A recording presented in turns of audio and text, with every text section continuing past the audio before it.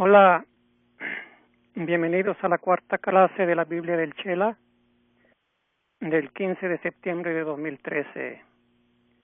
Les habla el reverendo Ariel Pantoja. Comenzaré con una invocación. Amada poderosa presencia de Dios, yo soy en mí. Amado Santo Yo Crístico de todos los aquí presentes, invoco la presencia electrónica de los autores, personajes de la Biblia,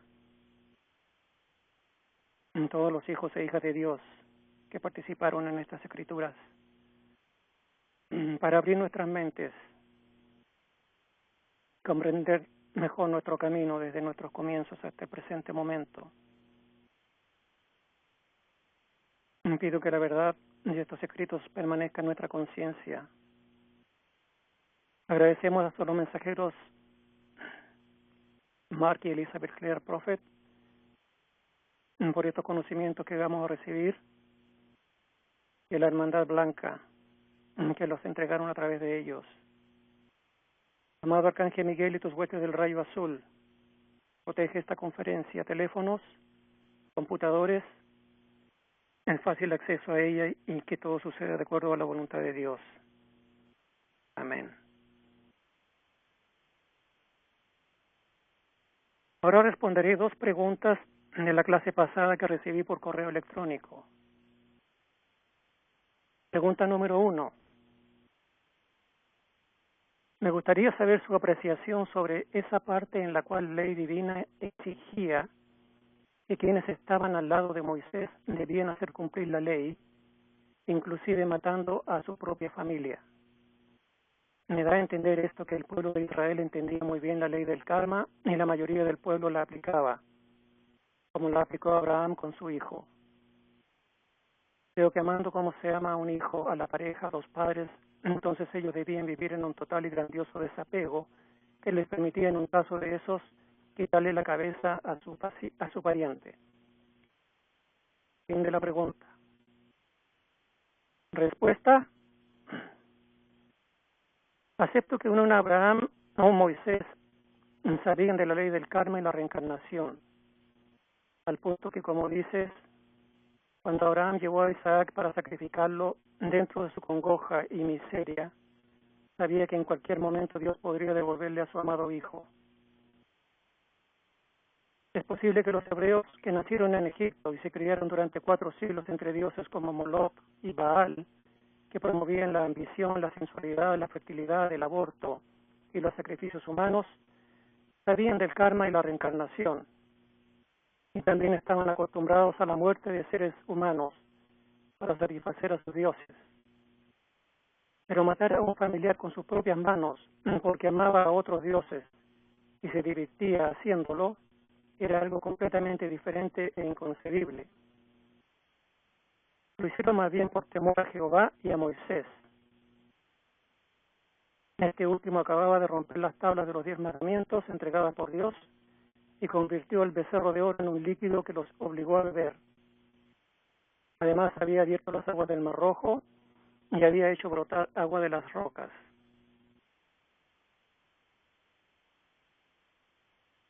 Pregunta número 2. ¿Quiénes son los hijos de Dios mencionados en Génesis?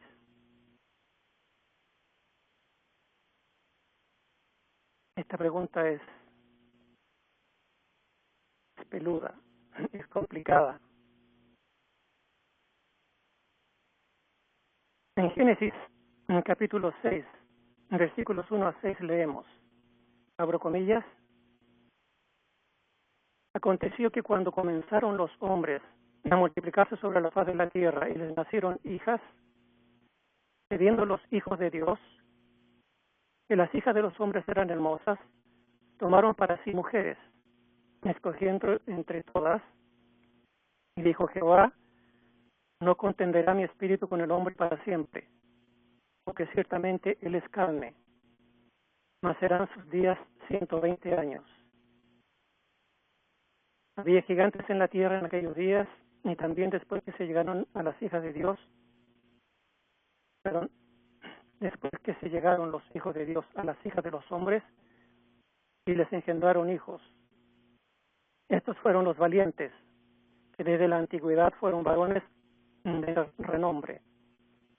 Y vio Jehová que la maldad de los hombres era mucha en la tierra, y que todo designio de los pensamientos del corazón de ellos era de continuo solamente el mal. Y se arrepintió Jehová de haber hecho hombre en la tierra, y le dolió en su corazón. Cierro comillas.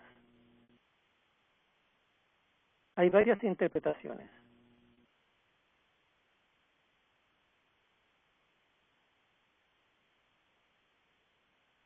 Algunos dicen que estos hijos de Dios eran ángeles de Dios que perdieron su divinidad, o sea, eran los ángeles caídos en cuerpo humano. Scofield dice que los ángeles no tienen sexualidad y solo habla de ángeles varones.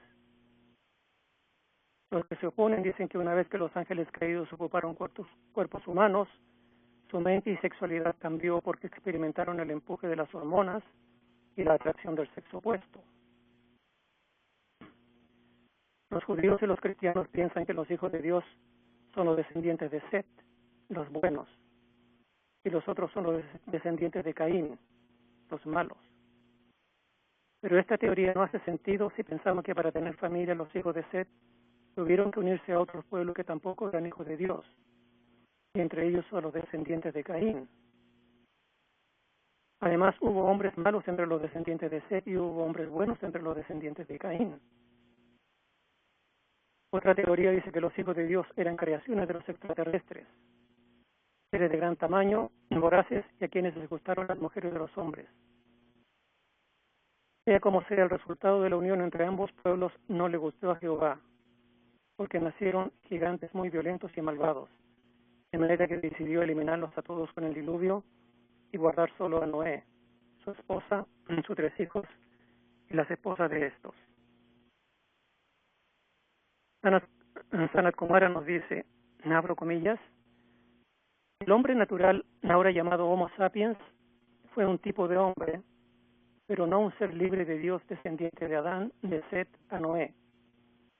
De ahí que la cruza de los vigilantes y sus creaciones sin Dios con los hijos de Caín abrió la puerta para que evoluciones de rezagados encarnen en la tierra. Y el intercambio de varias evoluciones de caídos llegó a conocerse en general como humanidad. Los hijos e hijas de Dios y sus niños son una raza distinta de la conciencia yo soy. Y son llamados la raza yo soy. Fue a ellos a quien Moisés habló cuando les transmitió el fiel vibrante para romper el trance hipnótico de los vigilantes y su raza esclava. Os he dicho, sois dioses, y todos vosotros sois hijos del Altísimo. Cierro comillas. Esto lo entregó Sanat Kumara el 11 de noviembre de 1979. Podemos decir que en la cita de Génesis, los hijos de Dios eran ya sea ángeles caídos encarnados en cuerpo humano o productos de ingeniería genética de los extraterrestres reptilianos que se mezclaron con los descendientes de Set y Caín. Y los hijos de Dios de que habla Sanat Kumara son descendientes directos de Set, que no se mezclaron con los descendientes de Caín. Pero todos estos murieron en el diluvio y solo sobrevivieron los descendientes de Noé y sus hijos y nueras. Sea como sea, esperemos que cada uno de nosotros es descendiente directo de los verdaderos hijos de Dios, y si no, visualicemos lo que somos, que lo somos. Imagen 2.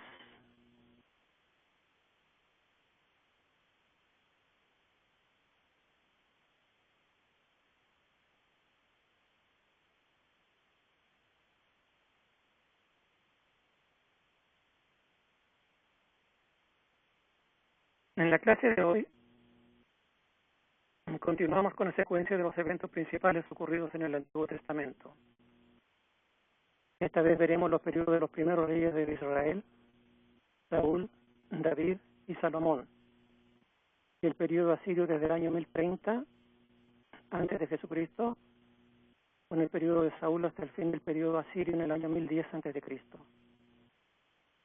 Fue un periodo de guerras sanguinarias interminables, con reyes que sufrían la ira de Jehová cuando adoraban a otros dioses y profetas que trataban de mantenerlos fieles a las leyes de Moisés. Es un resumen rápido de estos periodos con los nombres de los protagonistas principales y algunos hechos destacados.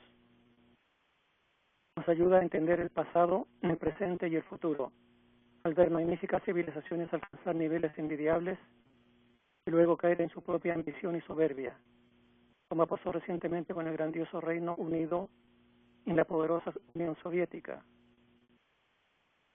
La subida y caída de civilizaciones e imperios ha sucedido una y otra vez. Y aquellos que llegan a la cúspide del poder una y otra vez se enceguecen y cometen exactamente los mismos errores que sus antepasados hasta que caen. Sucede a nivel de gobiernos y nos pasa a la mayoría de nosotros también. Que nunca tenemos dinero suficiente para nuestros gastos, porque si nos aumentan el sueldo, aumentamos nuestros gastos. O sea, estamos programados para estar siempre en deuda.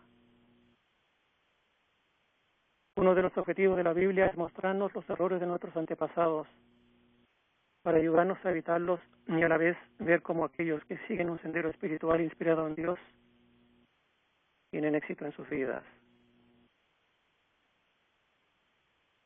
Imagen 3.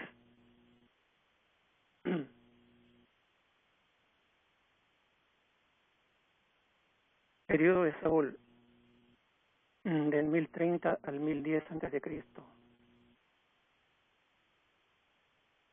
Aparece relatado en el libro bíblico Primero Samuel y ha constituido un tema de inspiración tradicional en el arte y en la literatura occidentales. Saúl fue proclamado primer rey de Israel a fines del siglo XI a.C. Gracias a las súplicas del pueblo al ya anciano juez Samuel para que nombrara un rey que los librara de los invasores filisteos. Samuel pensaba en que Dios debía ser el único soberano de Israel, pero consultó a Jehová y él le dijo de ungir a Saúl, de la tribu de Benjamín. Saúl, hombre de gran valor y gran estatura, se mostró al principio un rey firme que derrotó a amonitas, moabitas y filisteos y estableció su capital en la ciudad liberada de Jabes de Galaad. En el capítulo 15 de Primero Samuel vemos a Saúl rechazado por Jehová por su desobediencia al no matar a todos sus enemigos en una batalla. Así comienza la carnicería interminable de la que no se salvaba niño, mujer o anciano. Debido a esto, Jehová ordenó a Samuel que consagrara secretamente a David. Este marchó a la corte de Saúl como arpista. Pero los continuos triunfos militares que sucedieron a su victoria frente a Goliat provocaron los celos del rey, que intentó matarlo. Gracias a la ayuda de su amigo Jonatán y de su esposa Mical, hija de Saúl, David pudo huir. La ira dominó a Saúl al ver la admiración del pueblo y de su propia familia por David, haciéndolo perder paulatinamente la razón. Desesperado, evocó el espectro de Samuel, quien profetizó una gran derrota de su ejército y su propia muerte. Al día siguiente, los filisteos destrozaron el ejército israelita en la batalla del monte Gilboa, y Saúl, para evitar su captura, ya herido, se dio muerte junto a sus hijos. Imagen 4.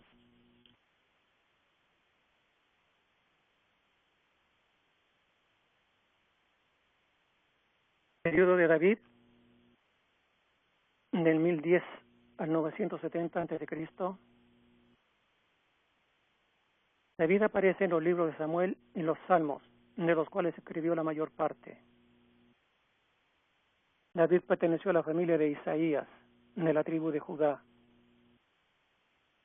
Era el menor de los 8 hijos de Isaí. Y como era costumbre, el menor era el más postergado y al que se le daban las tareas pastoriles. 3 de sus hermanos mayores fueron soldados del rey Saúl. Samuel, el profeta, viajó hasta Belén por mandato de Dios para buscar el nuevo ungido. Y los candidatos, dijo Dios, debían ser los de la familia de Isaí. Samuel como profeta debía ser capaz de reconocer al nuevo ungido, pero al ver a 7 hijos de Isaí no reconoció al ungido. Y cuando preguntó si faltaba uno, le trajeron a David, que era el menor. Samuel lo reconoció inmediatamente y lo ungió ahí mismo como el futuro rey de Israel.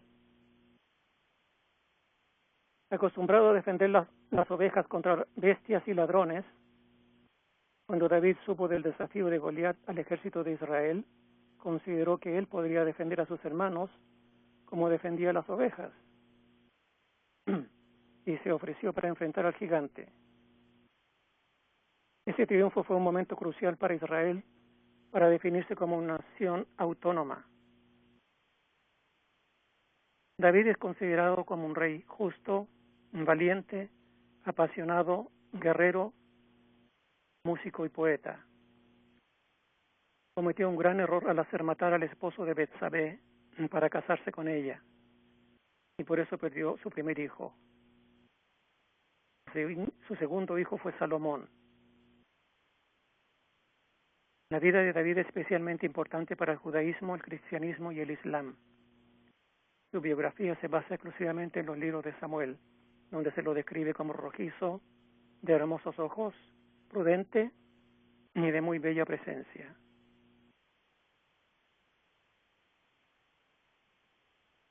Imagen 5.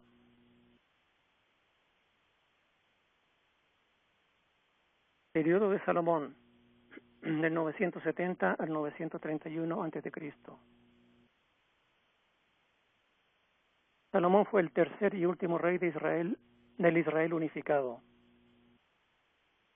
que incluía Israel y Judá. Tuvo que hacer matar a un hermanastro mayor que había tomado el poder. Cambió toda la plana mayor, sacerdotes y consejeros del rey. En su reinado de 40 años se le atribuye la construcción del templo de Jerusalén y la autoría del libro de los proverbios de Eclesiastés y Cantar de los Cantares. El templo de Jerusalén es un edificio en medio del palacio de Salomón, rodeado por muros defensivos. La Biblia dice que el rey Salomón heredó un considerable imperio conquistado por su padre, el rey David. Tenía gran riqueza y sabiduría, administró su reino a través de un sistema de 12 distritos, poseyó un gran harén, el cual incluía a la hija del faraón, honró a otros dioses en su vejez y consagró su reinado a grandes proyectos de construcción. Y se le apareció Jehová una noche en sus sueños y le dijo: pide lo que quieras que yo te dé. Y Salomón dijo: da pues a tu siervo corazón entendido para juzgar a tu pueblo y para discernir entre lo bueno y lo malo, porque ¿quién podrá gobernar tu pueblo tan grande? Esa rectitud y justicia que se difundía en la sociedad al aplicar la ley de Dios logró la prosperidad de su reino, alcanzando el mayor esplendor de la monarquía israelita. La reina de Saba vino a visitar a este rey justo. Y con tanta riqueza, lujos y prosperidad, Salomón e Israel empezaron a reemplazar a Jehová por el oro y el comercio, cayendo en el materialismo. ¿Suena familiar? Salomón se casó con muchas extranjeras, llegando a tener 700 esposas y 300 concubinas. Eso suma 1000 mujeres. Se puso injusto en los negocios, cometió fraudes para engrandecerse aún más, reavivó el tema de la esclavitud, se secundó por oficiales y sacerdotes deshonestos, gastó demasiado en elementos de guerra. Pero a diferencia de los corruptos de hoy, comprendió que cayó en la vanidad y la soberbia, se arrepintió y luego lo escribió en el libro de Eclesiastés para que otros no sigan su ejemplo. Y a su muerte Israel se dividió en dos.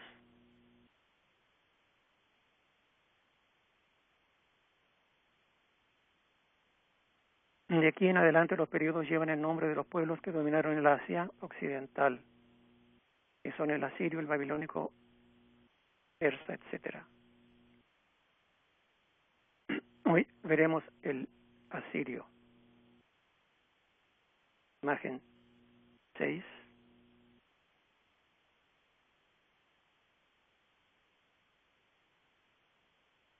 Asiria fue un imperio de la antigüedad situado en el suroeste asiático, en el norte de la antigua Mesopotamia, el territorio entre los ríos Tigris y Éufrates, donde hoy está el despedazado Irak.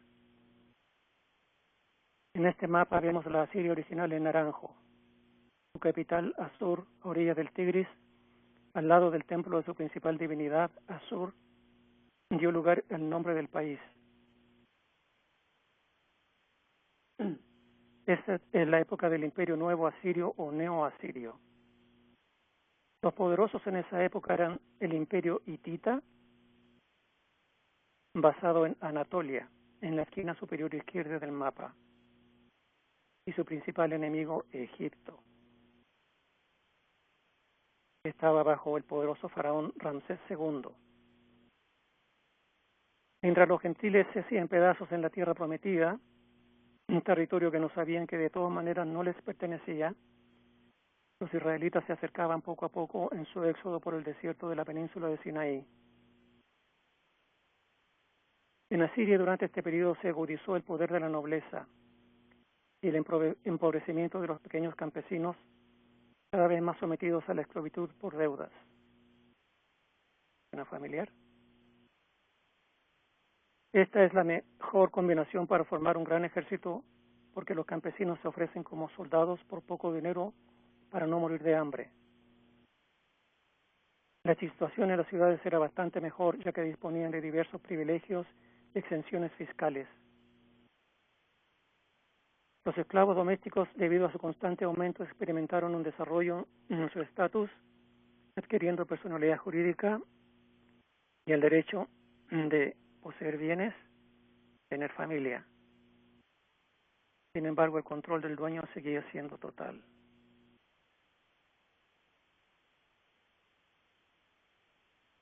Imagen 7.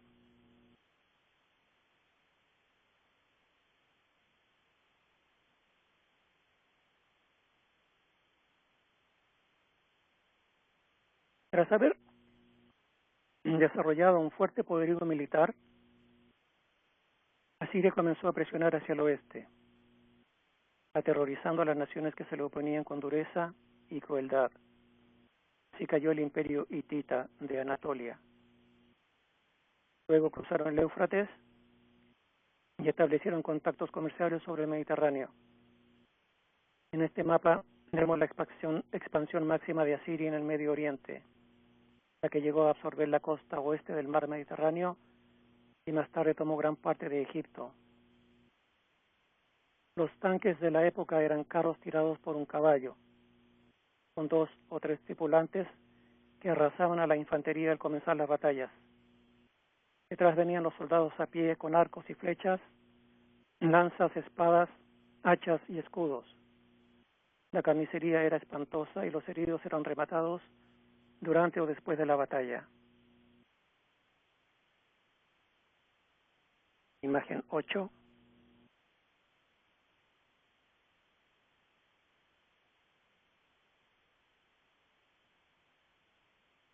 Frecuentes contactos con los asirios hacia el sur tuvieron como resultado la batalla de Karkar sobre el río Orantes en el 853 a.C. en los días de Salmanasar III. Entre los israelitas de Judá, entre tanto, cuando Atalia vio que mataron a su hijo, el rey Ocosías, ella mató a todos los hijos de Ocosías, o sea, sus nietos, excepto a Joás, que lograron ocultarlo, con el objetivo de convertirse en reina. Años después, el sacerdote Joiada logró coronar a Joás, el verdadero heredero, y hace eliminar a la abuela perversa. Joás fue respetuoso de Dios, y para evitar ser invadido por el rey de Siria, le dio el oro de las ofrendas, por lo que sus siervos se sublevaron y lo mataron. lo sucedió su hijo Amasías. Luego reina Joacás, hijo de Jehú, un rey corrupto que hizo que Jehová nos entregara a los sirios por muchos años.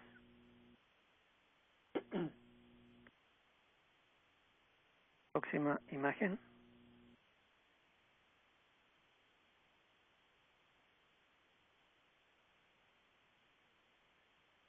A Joás lo sucede su hijo Amasías, quien siguió el ejemplo de su padre respetando a Jehová primero y adorando a otros dioses después.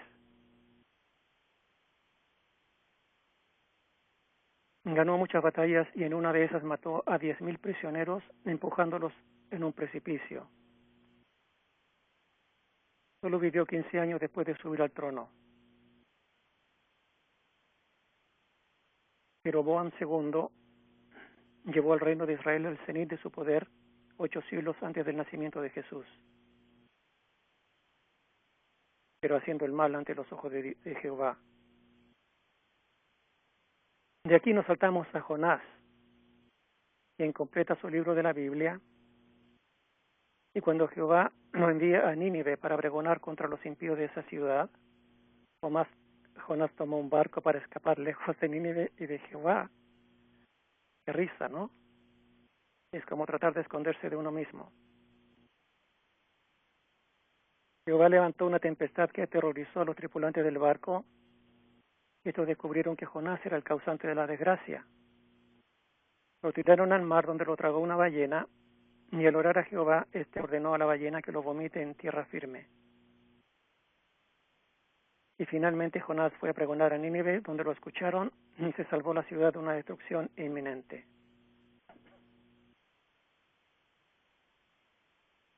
Próxima imagen.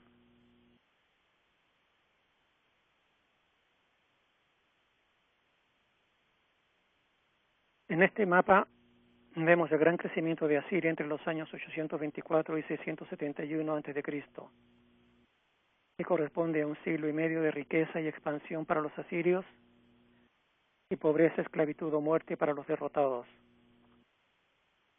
El dominio cultural y religioso era muy fuerte, lo que hacía que muchos hebreos se olvidaran de Jehová y de los 10 mandamientos, lanzándose a una vida pagana a la usanza de los invasores. Esto lo pagaban caro con muchos años de humillación y servicio bajo el yugo de los asirios, porque en la medida que no adoraban y respetaban las leyes de Jehová, éste les quitaba su patrocinio. Próxima imagen.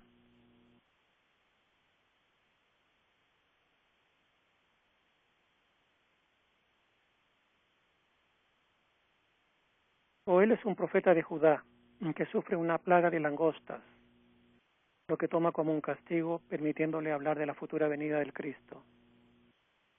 Y termina su breve libro de la Biblia. Amós fue un judío que ejerció su ministerio en el reinado de Jeroboam II, cuando Israel era poderoso. Amós habló de la futura caída de Israel, pero nadie le creyó, hasta que 50 años más tarde fue completamente destruido. Hoy, algunos ven signos del fin de la supremacía de los Estados Unidos, y otros dicen que son puras conspiraciones.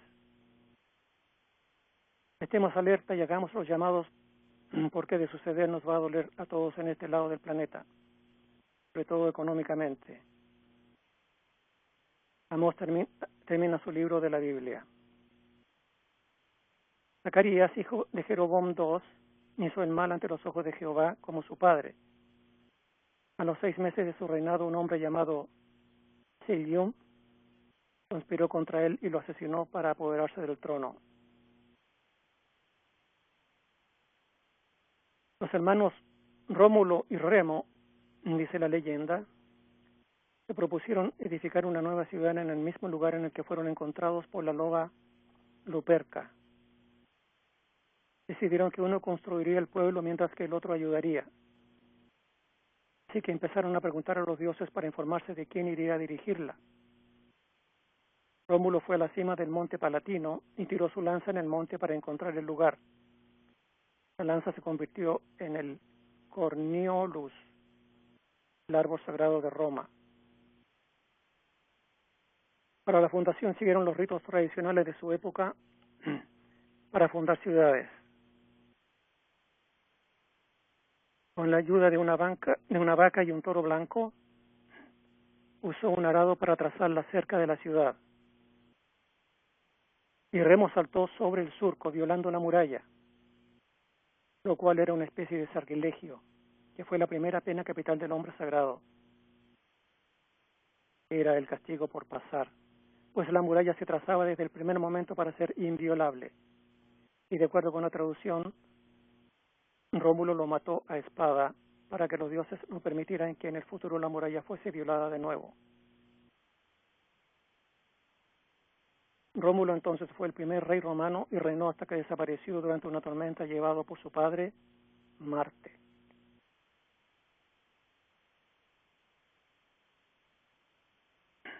Imagen 12.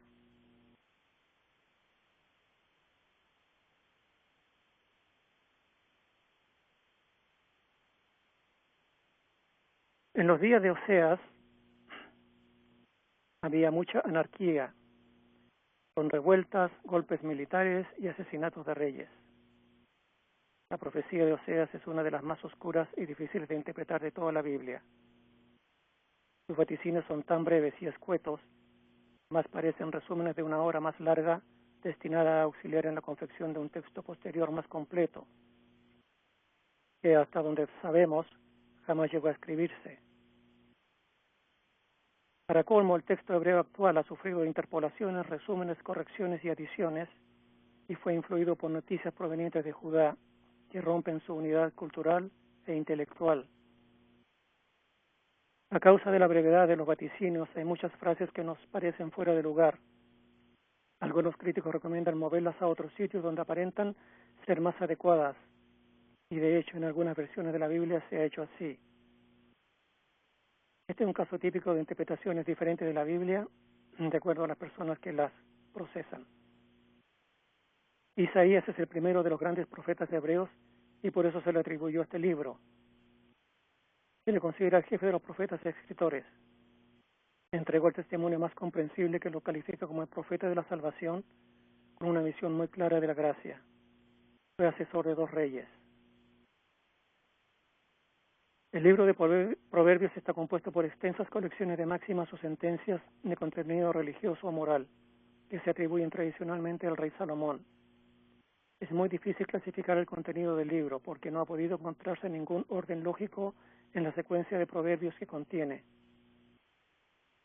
El orden de las secciones es indiferente a los contenidos y dentro de cada una de ellas no se advierte ningún método. El libro tiene un prólogo, una serie de colecciones y un epílogo. Imagen 13.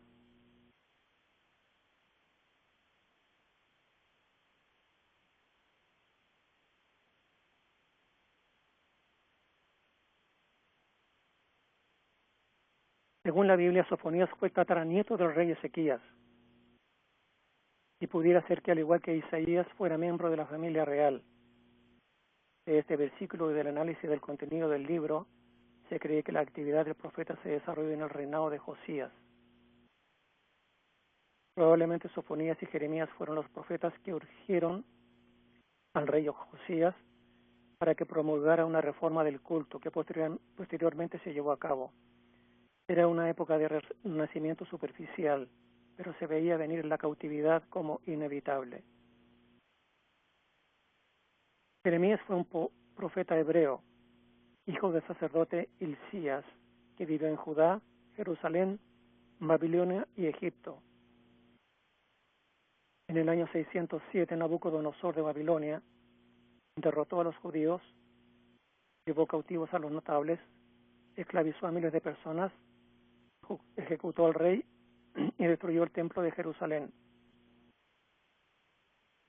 Únicamente los pobres fueron respetados, y Jeremías se retiró a Mizpah y luego a Egipto.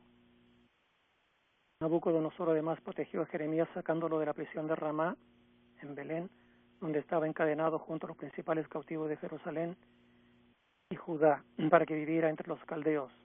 Este hecho lo llevó a ser tratado como un traidor y espía de los babilonios. Muchos judíos huyeron a Egipto y fueron también parte de la profecía de Jeremías. Josías comenzó a reinar a los 8 años y lo hizo durante 31 años, haciendo lo correcto ante Jehová. Josías restaura la casa de Jehová y hace un pacto con él de respetar sus mandamientos. Destruyó todos los enseres y utensilios dedicados a la adoración de los dioses Baal y Asera, y mató a sus sacerdotes. Respecto a Josías, en 2 Reyes, versículo 24,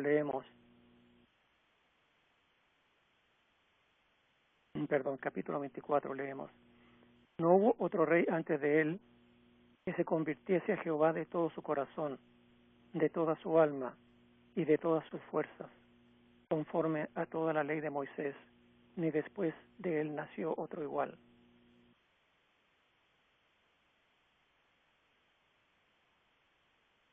Nahum, por su parte, profetizó hacia el año 626 a.C. Los asirios iban perdiendo su dominio sobre los pueblos que esclavizaban y que los odiaban profundamente. Uno de estos pueblos eran los judíos. Los poemas de Nahum reflejan el corazón de un patriota que cree que Dios gobierna la historia de los pueblos. Se preocupa que se le reconozca solo a él como Dios en todo lo que sucede en la naturaleza y en su fidelidad a sus amigos. El fin del grandioso imperio asirio culminó con Nabopolassar, un rey caldeo de Babilonia, fundador del imperio neobabilónico y artífice de la caída del imperio asirio. Atacó la antigua ciudad de Asur solo, y Asiria se defendió con ayuda de los egipcios. Los medos, otro pueblo del área, atacan a Asur repetidamente hasta que cae. Nabopolassar entonces va inmediatamente a Asur y hace un pacto con los medos contra Asiria, y 2 años más tarde convergieron sobre Nínive, devastando y saqueando la gran capital de Asiria. Los asirios siguieron defendiendo su imperio con ayuda de los egipcios, pero fueron derrotados por la creciente y poderosa Babilonia.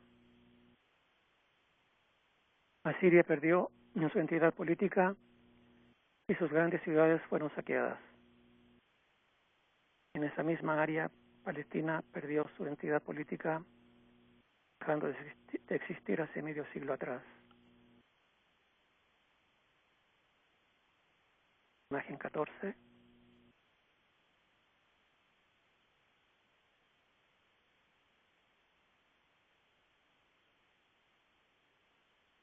En este mapa vemos 3 pueblos disputarse el mismo territorio en un periodo de 140 años.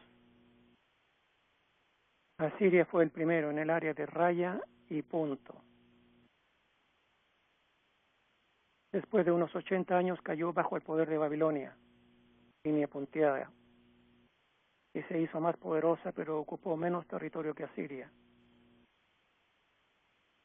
Los persas vinieron 60 años más tarde y conquistaron lo que quedaba de Asiria, Babilonia y mucho más, en el área rodeada por rayas. Al someter a Asiria, el imperio babilónico se convierte en la nación más poderosa de la tierra.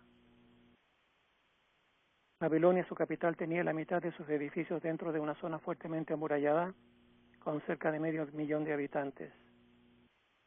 El río Éufrates atravesaba las murallas de un lado a otro de la ciudad.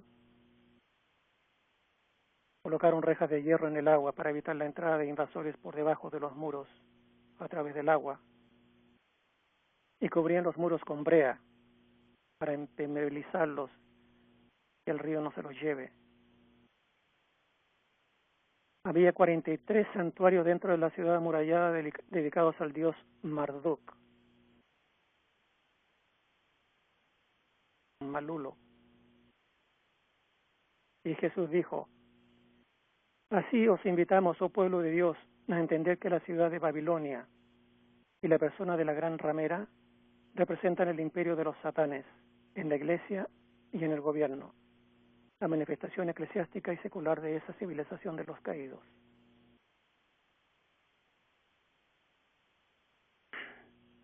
Imagen 15.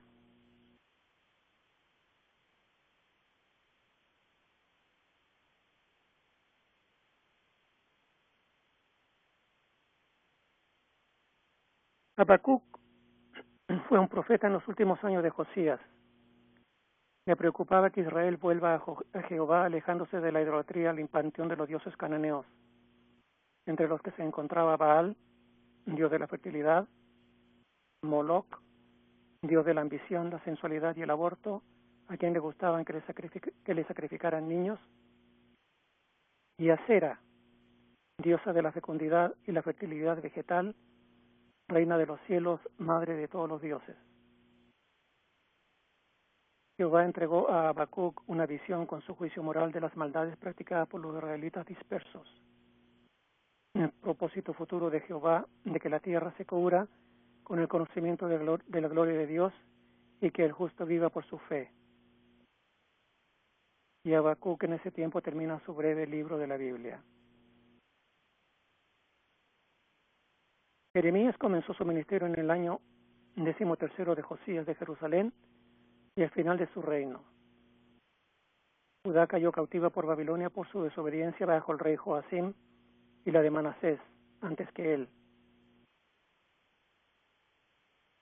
Después que el invasor se llevó a los gobernantes y a los ricos a Babilonia, Jeremías se quedó cuidando al remanente, de que partieron a Egipto y con ellos fue y allí murió.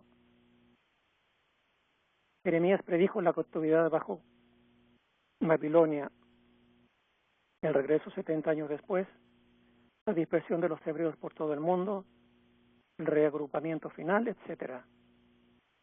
Y escuchaba mensajes de Jehová que dictaba a su secretario Baruch y repetía al pueblo, recordándole los años de liberación de Egipto y el éxodo, reprochándoles que hayan olvidado a Jehová y han escogido otros dioses, amenazándolos con castigos si no se enrielaban y promesas si se portaban bien.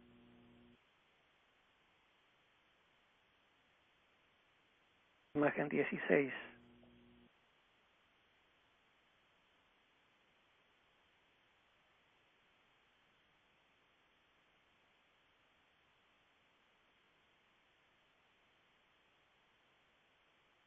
Daniel y otros hijos de nobles se criaron cautivos en Babilonia, sirviendo en el palacio de Nabucodonosor gracias a su cuna real. El rey pidió que los alimenten con la carne y el vino que él comía.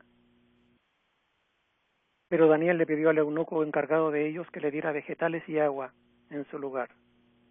Era vegano.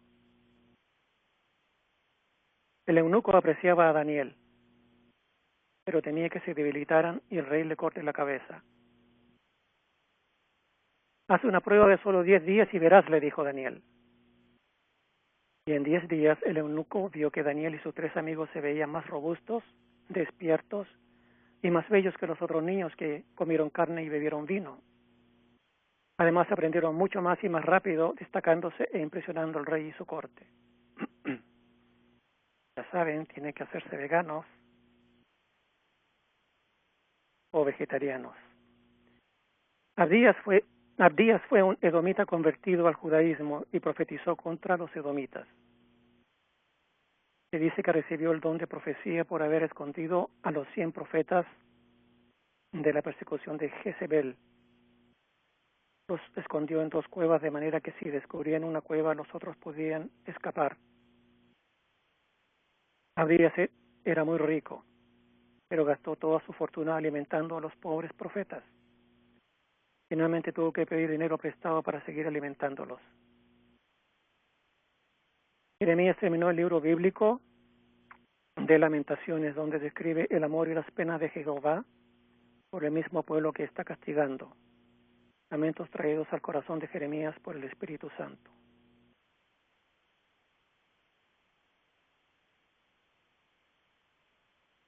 Imagen 17.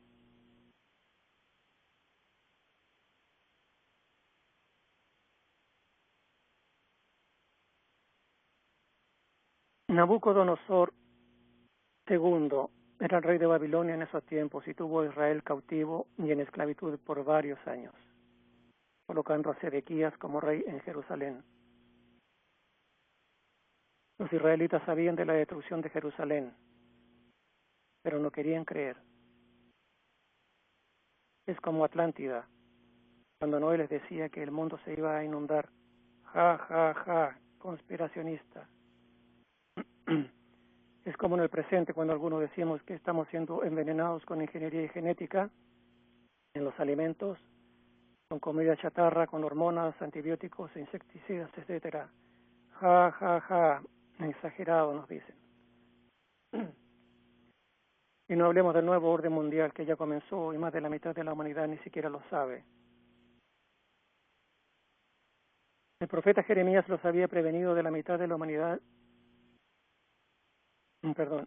El profeta Jeremías los había prevenido de la destrucción de Jerusalén durante años, pero pensaban que serían capaces de contrarrestar el poder de los babilonios y expulsarlos. Además contaban con la ayuda de Egipto si las cosas no funcionaban bien, pero estos decidieron no mezclarse en la guerra. Después de 9 años, Sedequías se rebeló contra Nabucodonosor, el rey de Babilonia. Se rebeló contra Nabucodonosor. El rey de Babilonia los tenía muy presentes y vino con todo su ejército a calmar la rebelión, con crueldad, venganza y un objetivo final macabro. Vino dispuesto no solo a enseñarles una lección, sino a mostrar a todos los países vecinos que oponerse al imperio babilónico tenía graves consecuencias. Los Estados Unidos, Israel, Inglaterra y Rusia son los únicos en posición de hacer eso hoy. Nabucodonosor II vino desde el norte e invadió las afueras de Judá.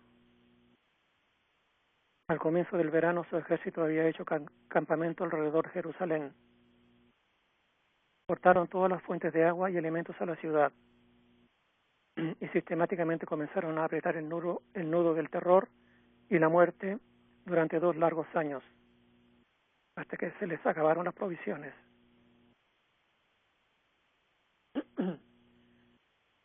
Ya debilitados y descorazonados, no lucharon con la misma fuerza y los babilonios lograron derribar una sección del muro y comenzaron a entrar a la ciudad.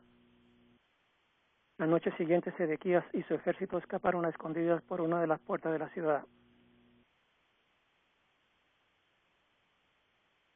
Los que quedaron sufrieron el embate de las fuerzas de Nabucodonosor, muriendo por la espada o el fuego.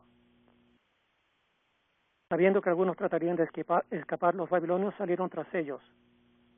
Los atraparon y los tomaron como esclavos. El rey Sedequías y su familia también fueron capturados.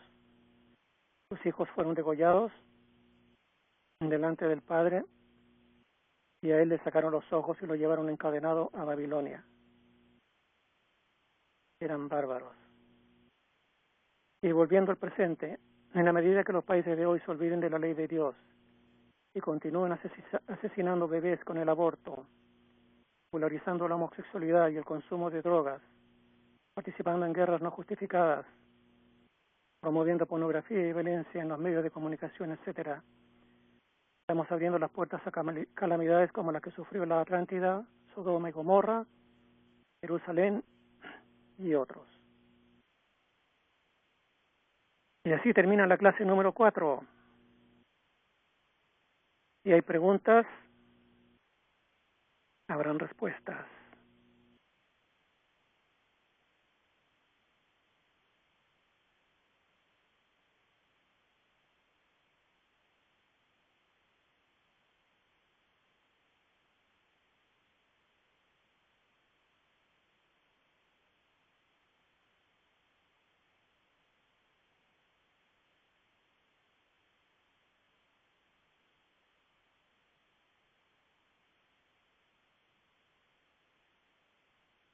¿Quién tiene preguntas?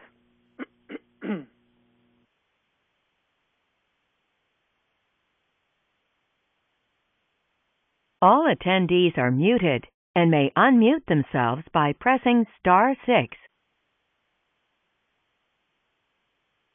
Si quieren hablar, tienen que apretar estrella 6.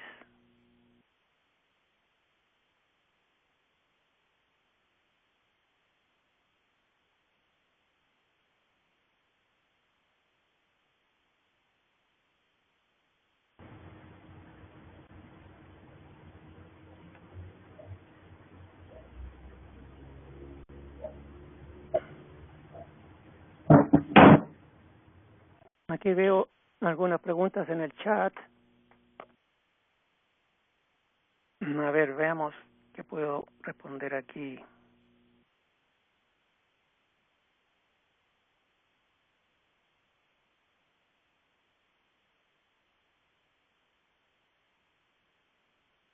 Una pregunta dicen, o comentario, no recuerdo dónde leí que se piensa que el rey Nabucodonosor era Lucifer reencarnado.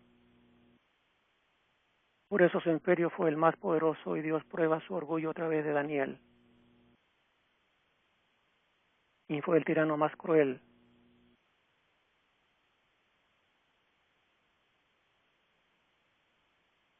No tengo información al respecto.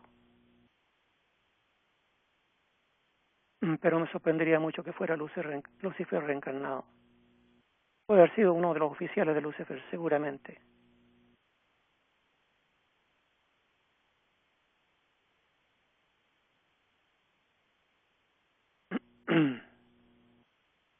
Tienen que apretar estrella 6 para hablar porque dice que si hay menos de 25 personas, el modo de discusión no se puede abrir.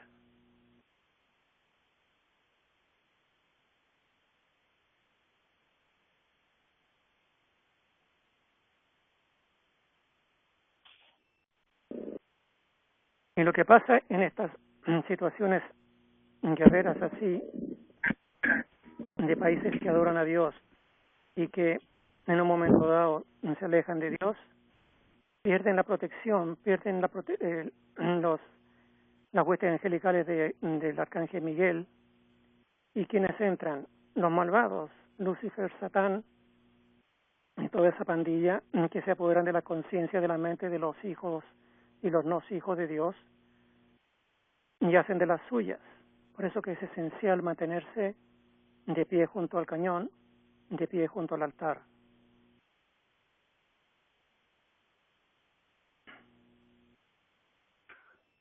Reverenda, le saluda Carmen, ¿cómo está? Bien, gracias. Realmente quería agregar a su comentario muy bueno, ¿no? ¿Verdad? De que realmente es como que si las pruebas se repiten nuevamente en un nuevo ciclo, pero son las mismas pruebas que nuestros antepasados a las cuales han sucumbido quizás, y las pruebas vuelven a presentarse en este tiempo y espacio, pero son muy parecidas, como usted dice, lo del tema de la conspiración o de la comida que nadie le presta atención, o del nuevo orden que nadie quiere hacerle caso, todo el mundo sigue con su rutina diaria, y nos olvidamos, ¿no?, de esta persecución, que si se podría usar esa palabra, que tienen los caídos contra los hijos de la luz. Absolutamente. Y esto sucede al macro nivel y al micro nivel también. En nuestras amistades, en nuestras familias, debemos poner más atención que nunca cuando tenemos dificultad con algún hermano o un amigo o compañero de trabajo, porque son personas con las que tenemos karma pendiente. Así Y si es. hay asperezas, es cuando hay que poner más atención para eso vinimos al planeta, justamente para pulir las aristas y resolver cosas pendientes con nuestros hermanos y hermanas. Y a niveles de países es increíble. Se repite una y otra vez. Y Estados Unidos, por ejemplo, es un país poderoso, inteligente, así lo fue la Inglaterra, así lo fue la Unión Soviética, y lo saben los científicos y los teólogos y los filósofos, y se lo dicen a los gobernantes, pero los gobernantes le dicen: cállate, no sabes de lo que hablas, somos poderosos, no lo escuchan.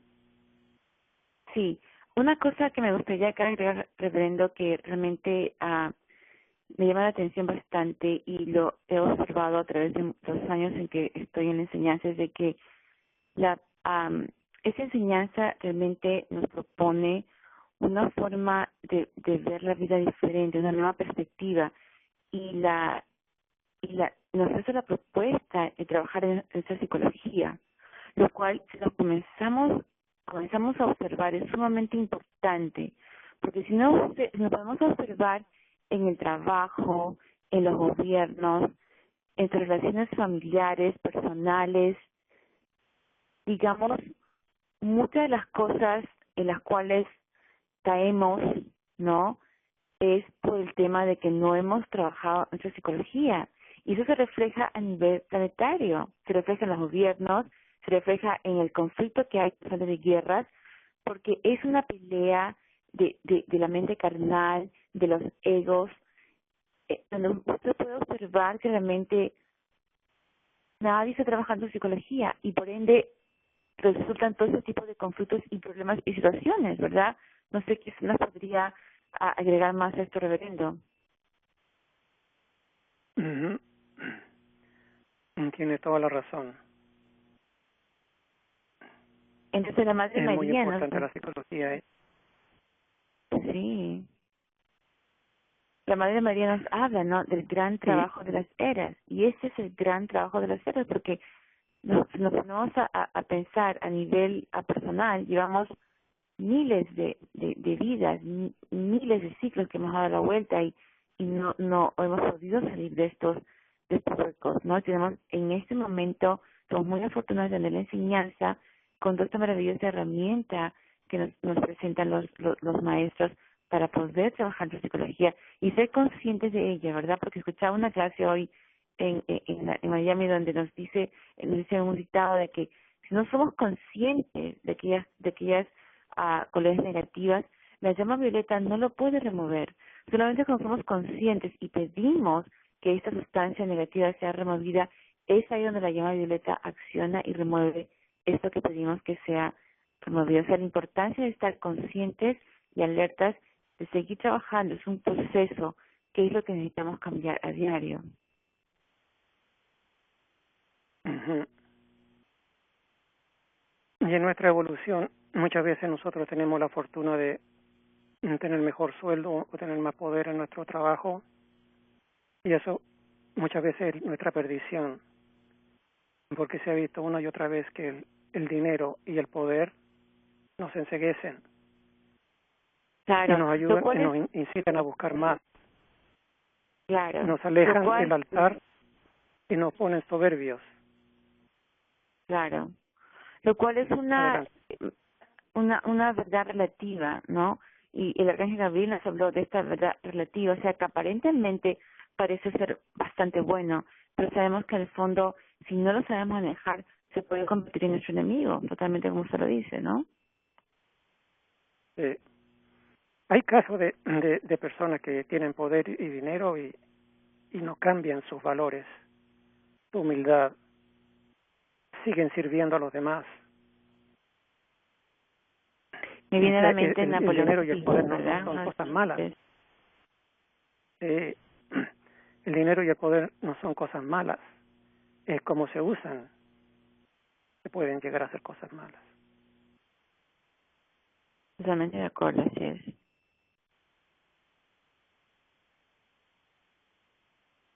Bueno, son las... El dinero es un dharma, ¿no? Y es el resultado de un intercambio de energía. la trampa. Yo pongo mi energía, enfoco en algo y bueno, me van a dar en regreso, me va a venir el dinero. O sea, no es malo, sino como usted dice, es la forma en que a veces se malutiliza que se convierte en algo destructivo. Bastante interesante, reverendo. Gracias. Voy a dar una invocación de cierre. Adelante. En el nombre del yo soy el que yo soy, de cada uno de nosotros, agradecemos la oportunidad de estudiar estas sagradas escrituras. Pedimos que la verdad y nada más que la verdad quede sellada en nuestra conciencia y en nuestra mente. Damos las gracias a Teleconferencias Saint Germain por esta oportunidad de reunirnos y aprender en este antacarana de luz a través de nuestro planeta. Amado Arcángel Miguel y tus huestes angelicales, pedimos continuar este proceso de conexión con nuestros antepasados en vidas anteriores en las universidades del espíritu, mientras nuestro cuerpo físico descansa, con el fin de resolver deudas kármicas pendientes y forjar un sendero más expedito a nuestra ascensión final en la luz. Que se haga de acuerdo a la voluntad de Dios. Amén. Muchas gracias, reverendo. Muchas gracias a